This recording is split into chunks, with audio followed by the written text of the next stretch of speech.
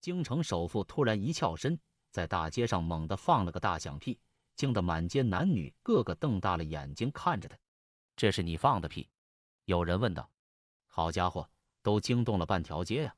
也有哪家的财运这么好？一听这屁声，就知道是有福气的人。在首富旁边的司机猛拍马屁，这位司机正是大宅门里出了名的吃货祖师爷。刚进白家，郑老屁就一口气吃了一斤大饼卷肉，把后面的丫鬟都看馋了。当厨师问他是否吃饱时，郑老屁却说：“是吧？就你不找我？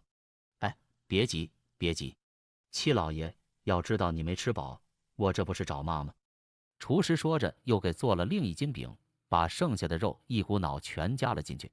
谢谢呀！郑老屁接过肉夹馍，感觉跟没吃过饭似的，两眼发光，恨不得多长几个嘴。后面的丫鬟看得眼珠子都快瞪出来了，连喊几声：“我的妈呀！2斤饼1斤肉，多少年没吃饭了？哎呦，饿疯了吧你呀！”而见惯了大场面的白景琦，乍一听郑老屁饭量大的消息，也是半天缓不过劲来。你这1斤烙饼4口就进去了，您这是哪顿饭呢？早上，那小子是不是恩粮食不能少啊？好吗？照郑老屁这个吃法，一天就得2、3斤粮食下肚。可是郑老屁还反驳道：“5斤，好家伙，你这不是闹灾了，你就是不闹饥荒，就你这吃法，哼，这粮食也撑不住。”看着郑老屁憨憨的笑容，白景琦纳闷了：好好的一个人，为啥要叫郑老屁这个名字？郑老屁回答：“我这人呢，打小有个毛病，爱放屁。这玩意取什么丑名字？”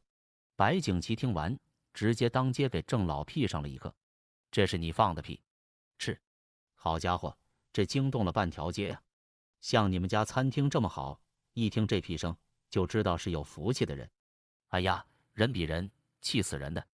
我是不行啊，但郑老屁放屁不行，吃饭绝不含糊。”正赶着车呢，郑老屁直接冲着酒馆扔下一个铜板，张开大嘴倒进一口好酒，然后又吃了一片酱牛肉。